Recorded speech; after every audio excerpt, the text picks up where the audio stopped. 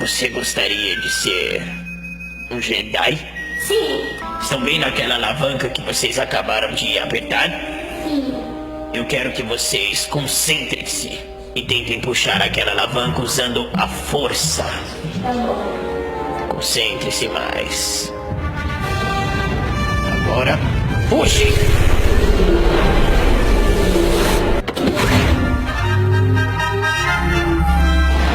Ai, meu Deus do céu! Saudações! Agora concentre toda a sua força e tente apagar as luzes.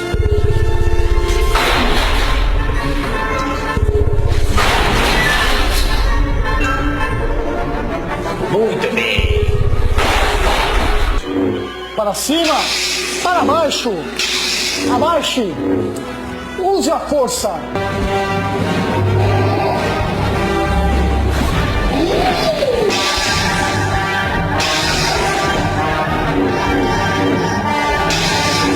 Que parte seja com o senhor?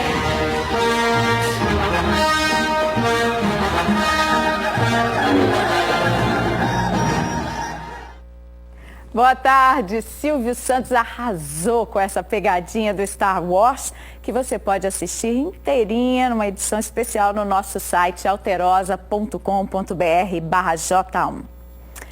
Acabou aquela farra de assar uma carninha numa grelha na rua, tomando uma cervejinha em Belo Horizonte. A prefeitura baixou um decreto proibindo o uso de churrasqueiras e caixas de isopor em locais públicos da capital.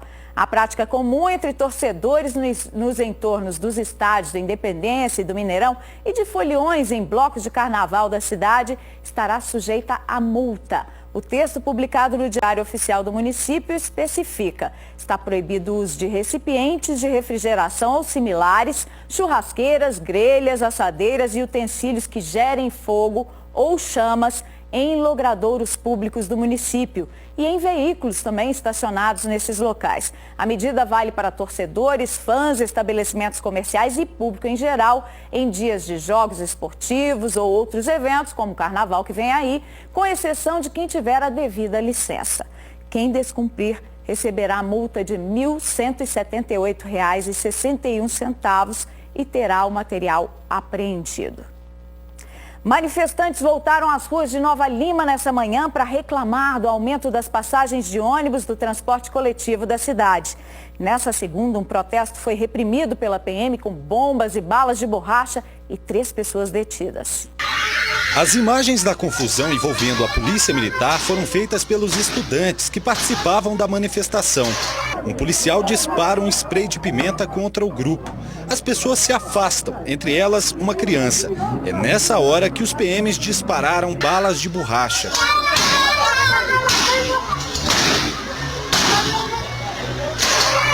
Nesta outra imagem, 2 militares dão chutes em um manifestante. Este outro policial dá tiros de balas de borracha na pessoa que registrava as imagens.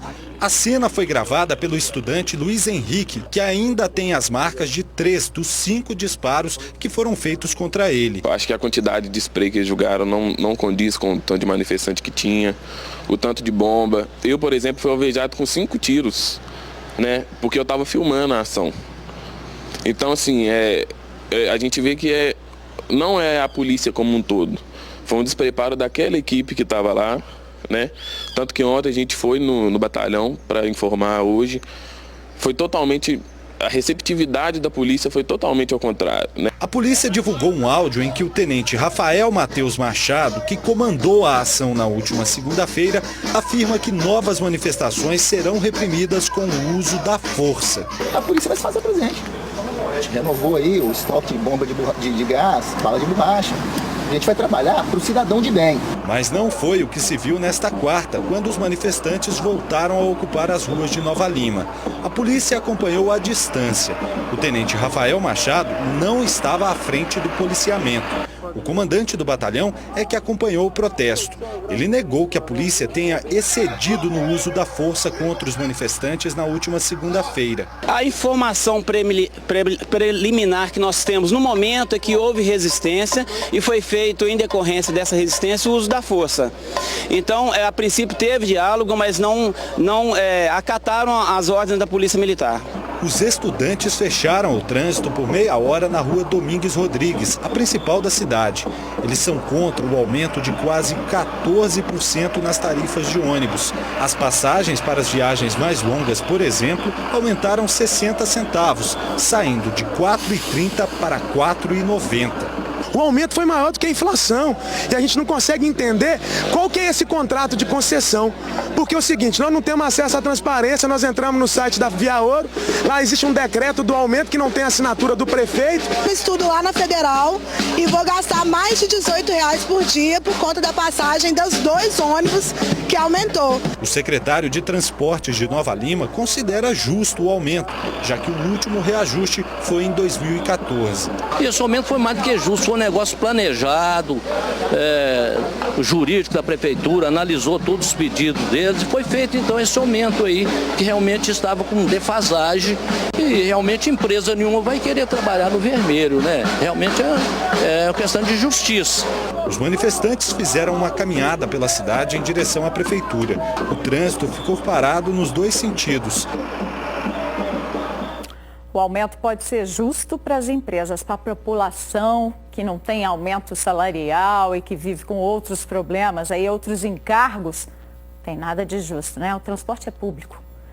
Mais 2 policiais foram vítimas em ocorrências de roubos de carros em Belo Horizonte. Um civil que diz ter sido rendido em um sinal de trânsito à noite quando dirigia uma viatura descaracterizada. E um delegado da Polícia Federal que matou 2 suspeitos de assalto. Segundo ele, a dupla tentava levar o carro de uma amiga com quem ele conversava numa rua do bairro Coração Eucarístico no começo dessa madrugada. Um dos suspeitos, que levou 3 tiros, morreu no hospital. O outro morreu ao volante do carro com 7 disparos. O delegado federal e uma amiga saíram de um bar nesta praça por volta da meia-noite. Minutos depois foram ouvidos os disparos que acordaram a vizinhança. Escutei barulho, foi muito tiro. E parece que só foi de uma arma. Não teve outro disparo, não. Muito tiro, muita polícia.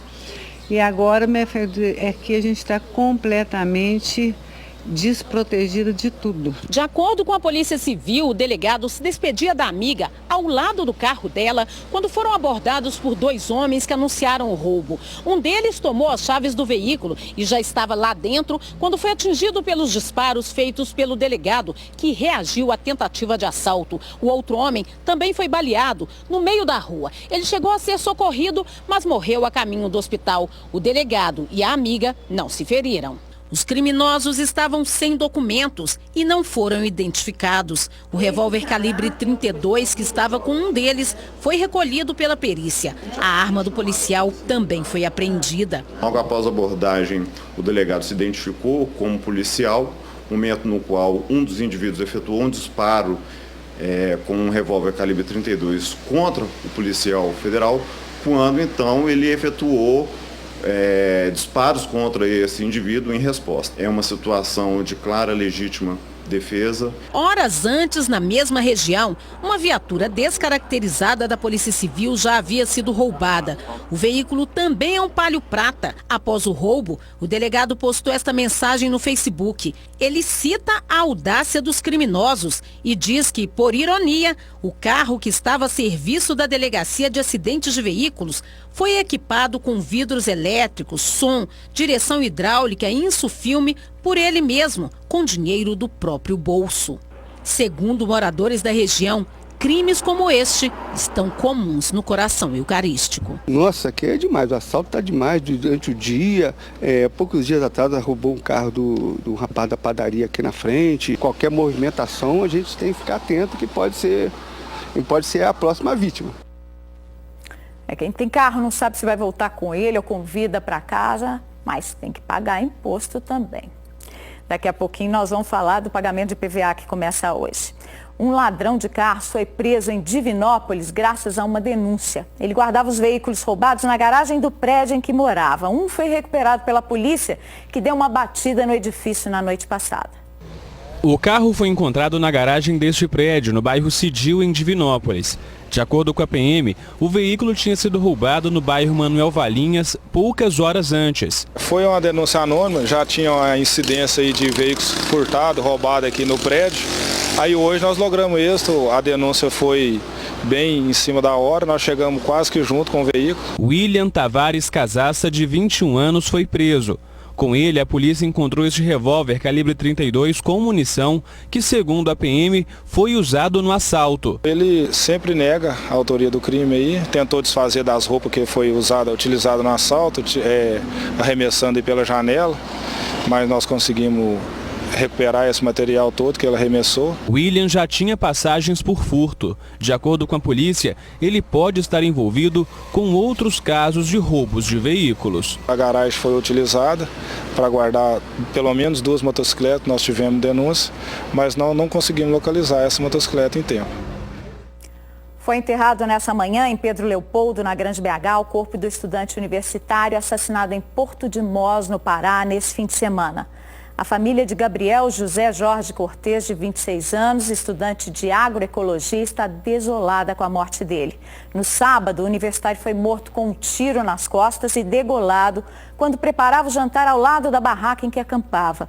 O corpo foi encontrado na praia de Chacará, à beira do rio Xingu. A polícia investiga suspeita de latrocínio, já que o celular e a carteira dele foram levados. Gabriel, que fazia estágio numa cooperativa de produtos orgânicos em Altamira, no Pará, tinha ido a Porto de Mós a passeio. Ele era esperado em Pedro Leopoldo no próximo dia 23 para a festa de aniversário do avô, de 87 anos. A polícia realizou a última parte da reconstituição da morte do jovem Matheus Goldoni, que pode ter sido assassinado em novembro de 2014, depois de sair de uma casa noturna em Juiz de Fora. O corpo dele foi encontrado perto de uma cachoeira e as causas da morte até hoje são mistério para a polícia e familiares. O corpo de Matheus Goldoni foi encontrado dentro desta cachoeira em novembro de 2014. O local foi revisitado durante a reconstituição pedida pelo Ministério Público. Foi um morador da região que localizou o corpo do jovem e chamou o tio, que reconheceu o rapaz, que na época estava com 18 anos. Reconheci ele, porque ele estava com um cordão, e esse cordão era meu. O acesso à cachoeira é difícil. A reconstituição foi feita pela trilha mais acessível. O caminho é íngreme e escorregadio.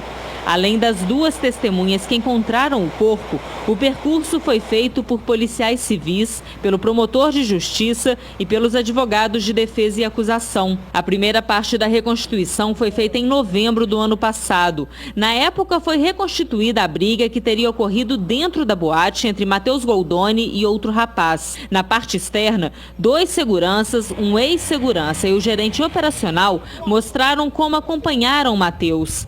Eles alegam que desceram um trecho da estrada e depois perderam o jovem de vista. O delegado indiciou esses funcionários por homicídio duplamente qualificado. Não foi conclusivo. Eu acho que tem que ser analisado junto com a perícia, com todas as demais provas, coletá-las novamente em juízo para depois então chegar a uma conclusão da culpabilidade ou não dos seguranças envolvidos na situação. Os pais de Matheus não conseguem acreditar que o filho tenha entrado sozinho na mata escura. Vocês viram a entrada ali, não tem nem como se você não conhece o local, você não entra. Eu acho que a prioridade dele era correr. Uma mata fechada dessa aí, não tem cabimento um negócio desse. Começa hoje a escala de vencimento do IPVA no estado. O prazo para pagamento à vista com desconto vai até o dia 19. Donos de veículos de Minas Gerais com placas de finais 1 e 2 já devem pagar o IPVA 2016. O imposto sobre propriedade de veículos automotores pode ser parcelado em 3 vezes, mas o contribuinte que decidir pagar o imposto à vista tem desconto. Para o pagamento à vista, você tem um desconto de 3%, que eu acredito que ainda seja vantajoso. Ainda segundo o superintendente, o governo do estado espera arrecadar em 2016 quase 4,5 bilhões de reais com o IPVA. Mas todo esse dinheiro, você sabe onde ele é aplicado? No trânsito, né? De verdade eu não sei não. Ué, teria que ser nas estradas aí, nas ruas aí. Mas ao contrário do que muita gente pensa, o dinheiro arrecadado com o IPVA não é destinado ao setor de transportes. Ou seja, o Estado ou as prefeituras não são obrigados a repassar o imposto na recuperação de estradas, por exemplo. Pior para o contribuinte, que todo ano paga caro para deixar o veículo em dia e mesmo assim tem que passar por locais como esse aqui.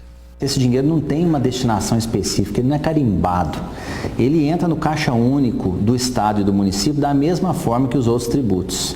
E a partir de então o Estado e o município vai administrar esse dinheiro como administra toda a receita. Uma coisa é certa, quem tem algum veículo não tem como escapar dessa conta. Nessa crise tá meio difícil, mas tem que dar os pulos, né? Não tem outro jeito. O Corpo de Bombeiros de Minas Gerais recebeu hoje 63 viaturas novas, um reforço esperado principalmente para a época de seca e muitos incêndios em Minas. Outras 100 devem ser entregues até março. Os veículos entregues hoje já estão disponíveis para distribuição a vários municípios do estado. A maior parte é de viaturas para fiscalização e serviços preventivos. Mas, segundo o governo do estado, também serão entregues viaturas de salvamento e caminhões autobombas como este, com capacidade para 5.000 litros de água, usados no combate a incêndios. Segundo o governador, foram investidos 145 milhões de reais na aquisição de 163 veículos. Por enquanto, apenas 63 foram entregues. A expectativa é de reduzir o déficit operacional do Corpo de Bombeiros. Essa entrega que hoje é a primeira de uma série, nós vamos continuar fazendo ao longo do ano e dando o nosso apoio à corporação que presta um serviço tão importante para a comunidade de Minas Gerais. Segundo o comandante, o Corpo de Bombeiros está presente em apenas 64 cidades mineiras, num estado que tem 853 municípios. O déficit de homens e equipamentos é de cerca de 200%. As dificuldades em períodos de seca, quando as ocorrências de incêndios aumentam, são grandes, como o Jornal da Alterosa já mostrou. No ano passado, vários militares denunciaram a falta de equipamentos e de veículos para o trabalho. Com as novas viaturas, haverá uma renovação de 15% da frota, segundo o coronel. A gente vai ter uma melhoria da nossa prestação de serviço, principalmente na região metropolitana, né, onde vão ter um aporte de carros maiores, que são as autobombas, que vão trabalhar na questão de incêndio urbano e também na questão de incêndio nos parques, né, como a Serra do Curral, a Serra do Rola Moça. Então eu acredito que esse ano nós vamos ter um trabalho mais efetivo nessa região. Tomara. Bandidos quebraram um vidro blindado a marretadas e agrediram uma cliente no assalto em uma lotérica de Santa Rita de Minas, no Vale do Rio Doce. Os bandidos chegam de moto, encapuzados e entram na lotérica. Uma mulher que está pagando contas é agredida e obrigada a ficar abaixada no canto. Um dos criminosos começa a bater uma marreta contra o vidro blindado e em minutos faz um buraco. É através dele que o criminoso consegue ter acesso ao caixa. Ele retira todo o dinheiro e os dois fogem.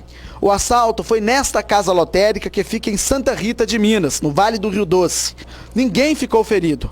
A polícia procura pelos suspeitos. Ladrões assaltaram uma van dos Correios e levaram 9 caixas. Perdão, a notícia agora é sobre o Ministério Público Estadual, que vai entrar hoje com uma ação de execução para cobrar da Samarco uma multa por descumprir a ordem judicial de apresentar um plano de emergência para o caso de rompimento das barragens de Germana e Santarém e Mariana. A promotoria quer também um aumento do valor de 1 para 5 milhões de reais. De acordo com o Tribunal de Justiça, a multa diária vai ser cobrada retroativa a esta segunda-feira. A Samarco está sendo punida por não ter entregue a documentação no prazo que venceu no fim de semana. É a segunda vez que a mineradora descumpre a determinação da Justiça. O prazo inicial era até o dia 4 de dezembro, mas a empresa conseguiu adiar para 9 de janeiro. A Samarco alegou que contratou uma empresa especializada para fazer os estudos e o plano de contingência, mas a consultoria tinha pedido mais tempo.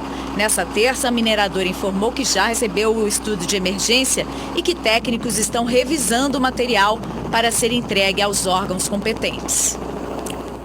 E agora é a vez da cantora Fafá de Belém e do compositor Wagner Tiso fazerem um show em benefício das vítimas da tragédia de Mariana. Será na cidade histórica no próximo dia 21, quinta-feira da semana que vem, com a apresentação de Tárcio Cardo na abertura às 9 da noite e Wagner e Fafá se apresentando às 11. O show marcará também a reabertura do Cine Clube Passagem de Mariana. Os ingressos podem ser comprados no local e as informações se obtêm pelo telefone 3557-5317 ou pelo 99 11 17 16 81, código 31.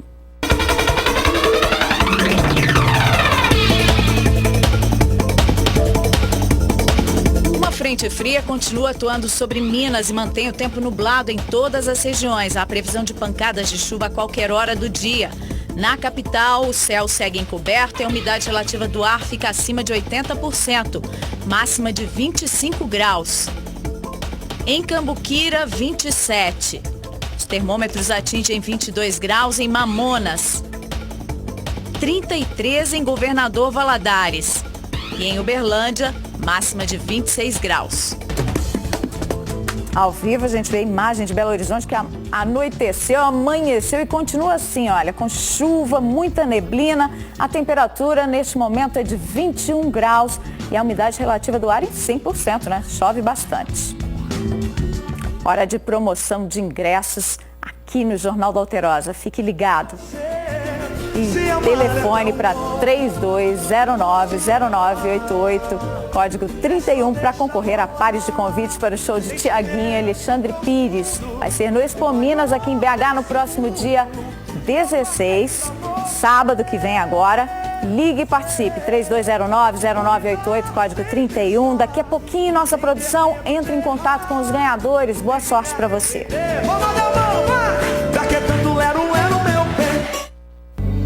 Veja algumas oportunidades de trabalho oferecidas nos postos do Cine da Prefeitura de BH. 4 vagas para auxiliar de limpeza, com salário de R$ 993. 2 vagas para auxiliar de cozinha, salário o mínimo, R$ 880. 6 vagas para sushi man, com salário de R$ 1.452. 5 vagas para fiscal de loja, com salário de R$ 1.293. Mais vagas no site cine.com.br. Daqui a pouco nós vamos mostrar a tecnologia dos drones usada no combate ao mosquito da dengue. Aguarde.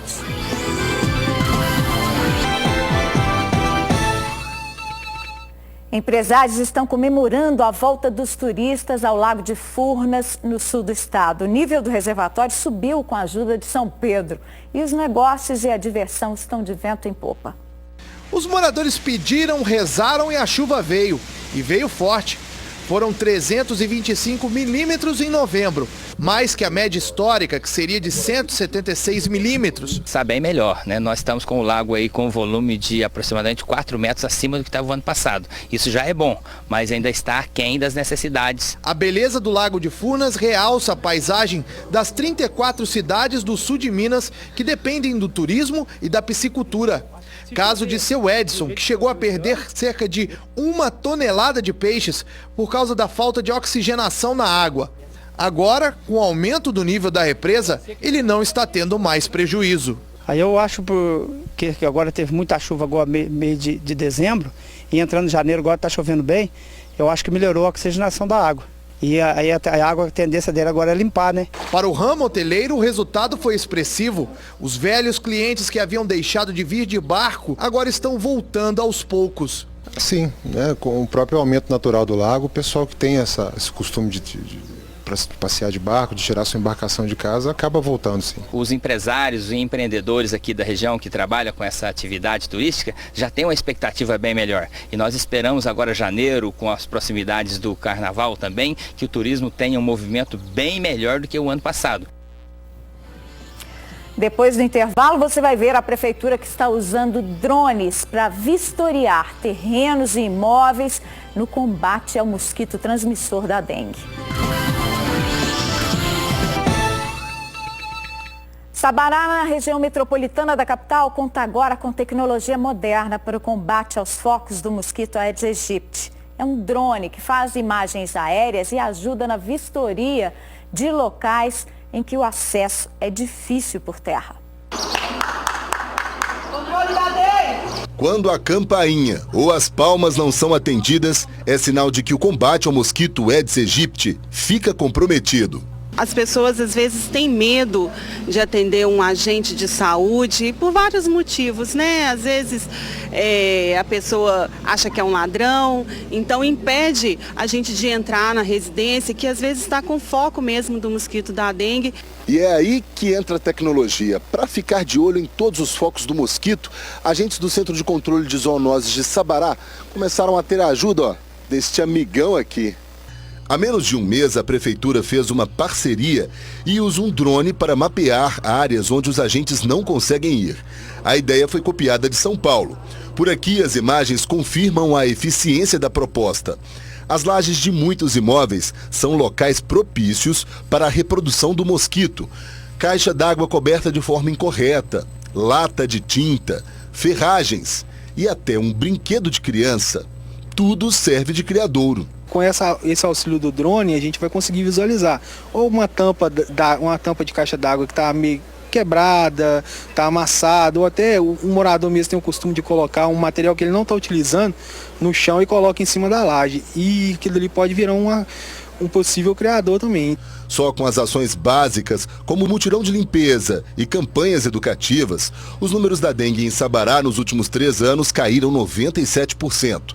Em 2013, foram mais de 2.500 casos. Em 2015, foram apenas 63. Como o mosquito mesmo, ele já evolui, né? Ó, você vê, um mosquito já transmite aí três tipos de doença. Toda evolução é válida, ainda mais tecnológica, que a gente consegue sobrevoando em volta de 30 metros e a gente já consegue pegar todos os focos dentro da casa. A população aprovou a iniciativa. Ninguém quer por perto o mosquito que transmite a dengue, a febre chikungunya e o zika vírus. Importante, né? Porque com tanta dengue que está por aí, tem gente que não cuida, né? Aonde não entra o agente, entra ele, né, para observar se existe o foco, então é importante sim. Toda arma é válida nessa guerra, não podemos perder para um mosquito. Outras informações nos nossos noticiários da noite em todo o estado. Uma boa tarde para você, até amanhã.